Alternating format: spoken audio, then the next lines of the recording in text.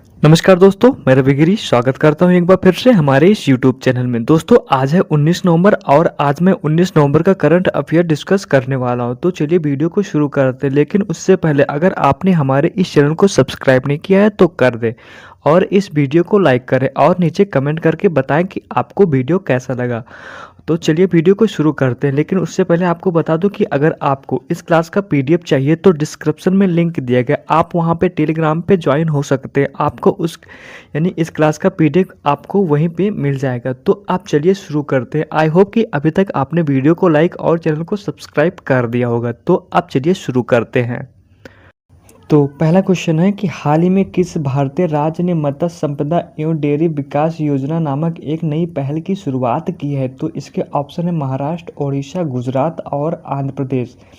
तो इसका सही जवाब हो जाएगा आंध्र प्रदेश। आंध्र प्रदेश सरकार ने किसानों और मछुआरों के आय में बढ़ोतरी के उद्देश्य से मत्स्य पालन एवं डेयरी के क्षेत्र में बढ़ावा देने के लिए यह व्यापक योजना की शुरुआत की है। और नेक्स्ट क्वेश्चन बात करते हैं। राष्ट्रीय प्राकृतिक चिकित्सक दिवस भारत में प्रतिवर्ष किस तारीख को मनाया जाता है? यानी चिकित्सक दिवस कब मनाया जाता है? तो इसके ऑप्शन है 16 नवंबर, 18 नवंबर, 17 नवंबर, 19 नवंबर। तो इसका सही जवाब हो जाएगा 18 नवंबर, यानी कल चिकित्सक दिवस मनाया गया था। और ये स्वास्थ्य एवं कल्याण के लिए प्राकृतिक चिकित्सक के लाभों को बढ़ावा देने के लिए मनाया जाता है, यानी कि राष्ट्रीय प्राकृतिक चिकित्सक दिवस। यहाँ पे आपको याद रखना है कि राष्ट्रीय प्राकृतिक चिकित्सक दिवस 18 नवंबर। तो आगे बात करते हैं।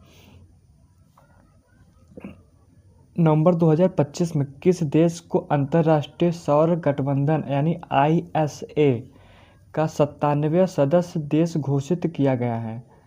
तो किस देश को 97वें मेंबर के रूप में घोषित किया गया है? तो यहाँ पे इसके ऑप्शन है सर्बिया, माल्टा, निकारागुआ, पनामा। तो इसका सही जवाब हो जाएगा माल्टा। ऑप्शन नंबर बी माल्टा औपचारिक रूप से अंतर्राष्ट्रीय सौर संगठन यानी ISA का 97वें सदस्य बना है। ISA का मुख्यालय भारत के गुरुग्राम में है, यानी कि इसका मुख्यालय ISA का मुख्यालय भारत में है, भारत के गुरुग्राम में है ISA का मुख्यालय। आगे बात करते हैं। भारतीय शहर ने हाल ही में वैश्विक उत्तरीय दक्षिण पूर्व पर्यटन शिखर सम्मेलन यानी ग्लोबल रिस्पॉन्सिबल टूरिज्म समिति के 5वें संस्करण की मेजबानी की है। तो कौन से शहर ने की है? इसका ऑप्शन है जयपुर, तिरुवनंतपुरम, शिमला, वाराणसी। तो इसका सही जवाब हो जाएगा तिरुवनंतपुरम। तो शिखर सम्मेलन केरल के तिरुवनंतपुरम में आयोजित किया गया, जिसका उद्देश्य अस्थायी पर्यावरण और अनुकूल पर्यटन को प्रथाओं को बढ़ावा देना है। तो आगे बात करते हैं।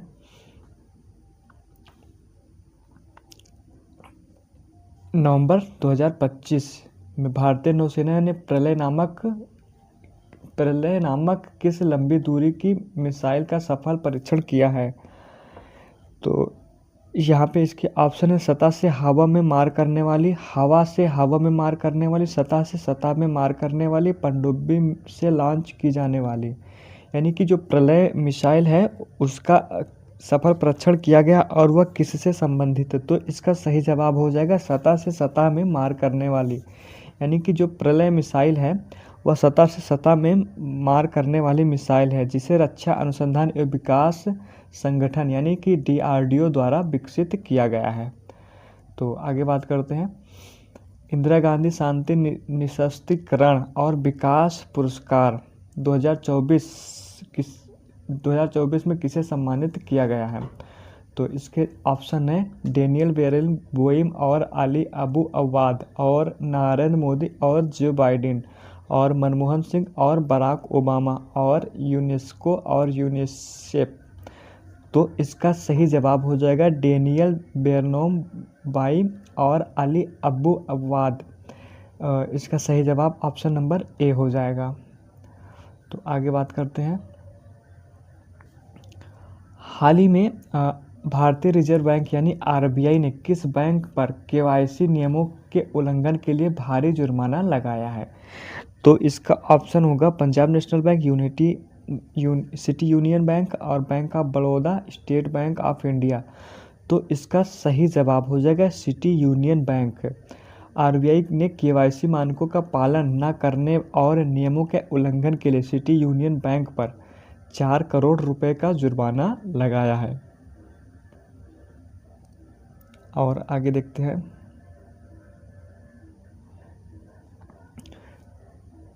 किस अंतर्राष्ट्रीय संगठन ने हाल ही में ग्लोबल क्लाइमेट लिटिगेशन रिपोर्ट 2025 जारी किया है? तो इसके ऑप्शन है वर्ल्ड बैंक और संयुक्त राष्ट्र पर्यावरण कार्यक्रम यानी यूएनईपी और अंतर्राष्ट्रीय मुद्रा कोष यानी आईएमएफ और विश्व मौसम विज्ञान संगठन यानी डब्ल्यूएमओ। तो इसका सही जवाब हो जाएगा यूएनईपी यानी कि ऑप्शन नंबर 20 संयुक्त राष्ट्र पर्यावरण कार्यक्रम। तो बात करते हैं कि इसके द्वारा यूएनईपी के द्वारा इस जारी किया गया इस रिपोर्ट से यह रिपोर्ट जलवायु से संबंधित कानूनी मामलों की वैश्विक स्थिति का विवरण दिया गया है इसमें। और आगे बात करते हैं। नवंबर 2025 में आयोजित डेविस कप टेनिस टूर्नामेंट का खिताब किस देश ने जीता है? यानी कि डेविस कप टूर्नामेंट का खिताब किस देश ने जीता है? तो इसके ऑप्शन है इटली, ऑस्ट्रेलिया, कनाडा, क्रोएशिया। तो इसका सही जवाब हो जाएगा इटली। इटली ने डेविस कप टेनिस टूर्नामेंट का खिताब जीता है। डेविस कप टूर्नामेंट खिताब 2025 का फाइनल मुकाबला इटली और ऑस्ट्रेलिया के बीच में हुआ था, जिसमें इटली ने यह खिताब जीता है। आगे बात करते हैं।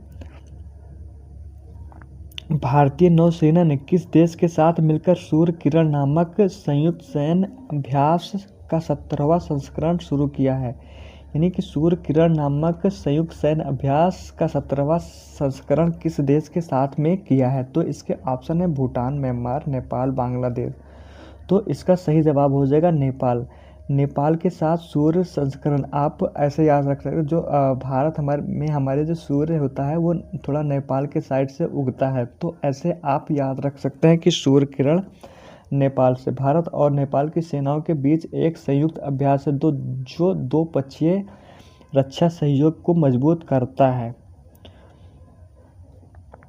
कौन सा भारतीय बैंक भारत में अपना पहला ग्रीन फिक्स्ड डिपॉजिट यानी कि ग्रीन एफडी कार्यक्रम शुरू करने वाला पहला बैंक बन गया है? तो इसके ऑप्शन है एचडीएफसी, भारतीय स्टेट बैंक और इंडस बैंक और आईसीआईसी बैंक। तो इसका सही जवाब हो जाएगा इंडस बैंक।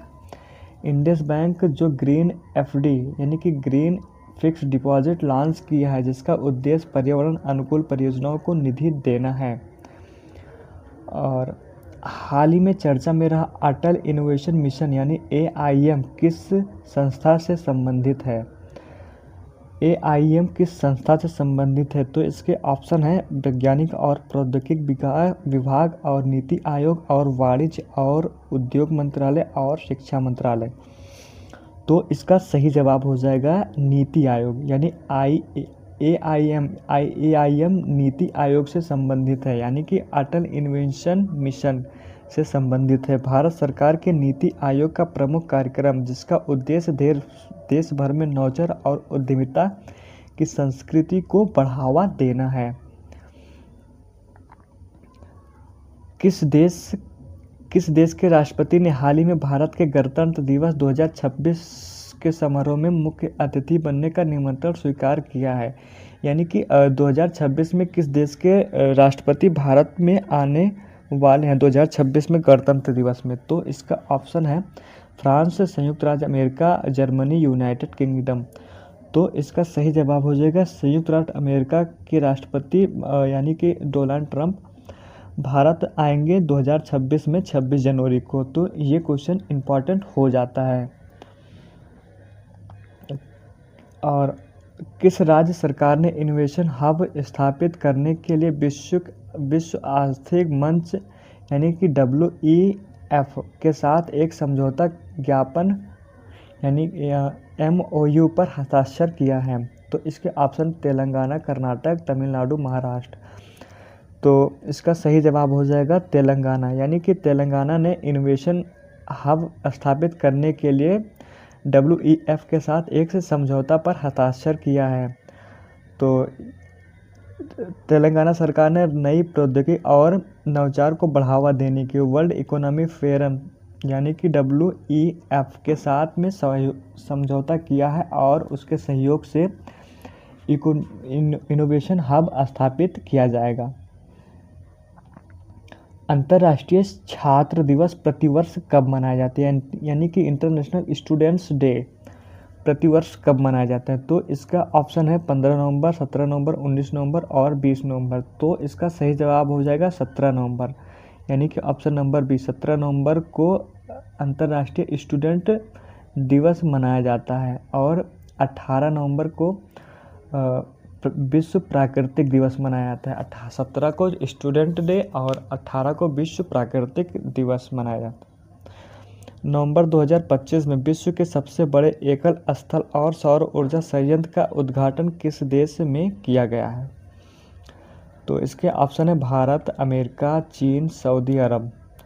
तो इसका सही जवाब हो जाएगा सऊदी अरब, यानी कि सौर ऊर्जा संयंत्र का उद्घाटन 2025 में सबसे बड़े एकल स्थल पर UAE यानी कि संयुक्त राज्य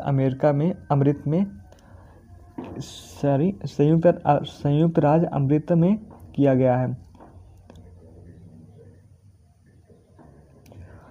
हाल ही में राष्ट्रीय क्रिकेट अकादमी यानी NCA नेशनल क्रिकेट एकेडमी का नया प्रमुख किसे नियुक्त किया गया है? तो इसके ऑप्शन है BS लक्षणम, सौरभ गांगुली, राहुल द्रविड़ और महेंद्र सिंह धोनी। तो इसका सही जवाब हो जाएगा BS लक्षणम, यानी कि पूर्व क्रिकेटर BS लक्षणम को राष्ट्रीय क्रिकेट एकेडमी का नया प्रमुख नियुक्त किया गया है। वॉइस ऑफ ग्लोबल साउथ समिति के दूसरे संस्करण की मेजबानी किस देश ने की है?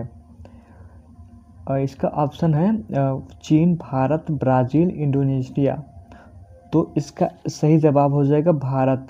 तो ये क्वेश्चन आपको ध्यान देना, वॉइस ऑफ ग्लोबल साउथ समिति, इतना आपको ध्यान देना है। तो इसका सही जवाब हो जाएगा Bharat. Voice of global south समिति के दूसरे संस्करण की मेजबानी भारत करेगा। भारत ने इस शिखर सम्मेलन में दूसरे संस्करण की मेजबानी की है, जिसका उद्देश्य ग्लोबल साउथ विकासशील देशों की प्राथमिकता और चिंताओं को एक साथ लाना है। किस केंद्रीय मंत्रालय ने भारत में पर्यटन सांख्यिकी 2025 की रिपोर्ट जारी की है? ऑप्शन है संस्कृति मंत्रालय, पर्यटन मंत्रालय, विदेश मंत्रालय, गृह मंत्रालय। तो इसका सही जवाब हो जाएगा पर्यटन मंत्रालय, यानी कि पर्यटन से संबंधित हो तो पर्यटन मंत्रालय अगर आते हैं ऑप्शन में तो इसको प्राथमिकता देनी है। यह रिपोर्ट पर्यटन मंत्रालय द्वारा जारी की जाती है, जिसमें भारत में पर्यटन के प्रमुख क्षेत्रों का आंकड़ा और रुझान शामिल होते हैं।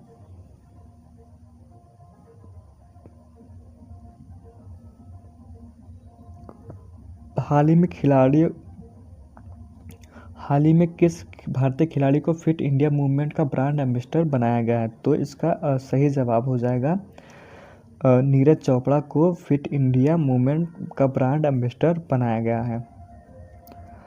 आसियान भारत बाजार महोत्सव यानी एशियन इंडिया मिल्ट फेस्टिवल का आयोजन किस देश में किया गया है? तो इसका सही जवाब हो जाएगा इंडोनेशिया में किया गया है।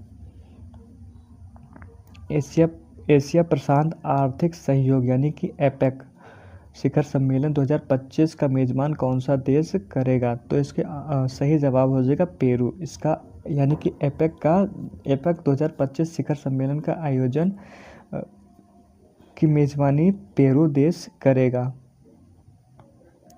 हाल ही में विश्व दर्शन दिवस यानी वर्ल्ड फिलॉसफी डे कब मनाया गया है? तो इसका जवाब हो जाएगा नवंबर का तीसरा गुरुवार, यानी वर्ल्ड फिलॉसफी डे यानी दार्शनिक जिसको कहते हैं फिलॉसफी, उसका डे यानी कि नवंबर का तीसरा गुरुवार के दिन मनाया गया है। किस भारतीय बैंक ने हाल ही में वन टाइम पासवर्ड यानी OTP के आधार पर विड्रॉल की सुविधा सभी ATM में शुरू कर दी है? तो इसका सही जवाब हो जाएगा केनरा बैंक ने, यानी कि OTP के ज़रिए आप ATM से पैसा निकाल सकेंगे बिना पासवर्ड पिन डाले। आप OTP के थ्रू भी अब निकाल सकते हैं। अंतर्राष्ट्रीय प्रेस इंस्टीट्यूट यानी IPI इंडिया अवार्ड 2025 किसे प्रदान किया गया है?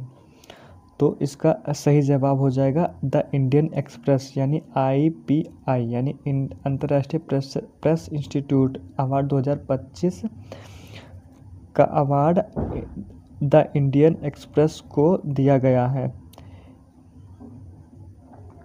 भारतीय रेलवे ने रेल पटरियों पर हाथियों से होने वाली दुर्घटना को रोकने के लिए कौन सा स्वदेशी तकनीक का विकसित किया है? तो इसका सही जवाब हो जाएगा गजराज सुरक्षा। और मैं आपको बता दूं कि यह AI आधारित प्रणाली है जो हाथियों की उपस्थिति को पता लगाकर लोको पायलट को अलर्ट करता है। किस देश के साथ भारत ने कृत्रिम बुद्धिमत्ता यानी AI और क्वांटम प्रौद्योगिकी पर एक समझौता किया है? तो इसका सही जवाब हो जाएगा संयुक्त राज्य अमेरिका के साथ किया है। नवंबर 2025 में विश्व पैरा तीरंदाजी चैंपियनशिप का आयोजन कहां पर किया गया है? तो इसका सही जवाब हो जाएगा दुबई यानी UAE में किया गया है। Option number A। किस भारतीय संगीतकार को संगीत कला निधि पुरस्कार 2025 के लिए चुना गया है? तो इसका सही जवाब हो जाएगा संजय सुब्रमण्यम को 2025 के लिए संगीत कला निधि का पुरस्कार के लिए चुना गया है। भारत के international film festival of India यानी IFFI का 56वां संस्करण किस राज्य में आयोजित किया जा रहा है? तो इसका सही जवाब हो जाएगा गोवा में आयोजित किया जा रहा है। दोस्तों, अगर आपको वीडियो पसंद आया तो प्लीज़ लाइक, कमेंट और सब्सक्राइब करें। और अगर आपको इस क्लास का PDF चाहिए तो डिस्क्रिप्शन में लिंक दिया गया है, वहां से आप इस क्लास का PDF ले सकते हैं। Thank you so much for watching my video.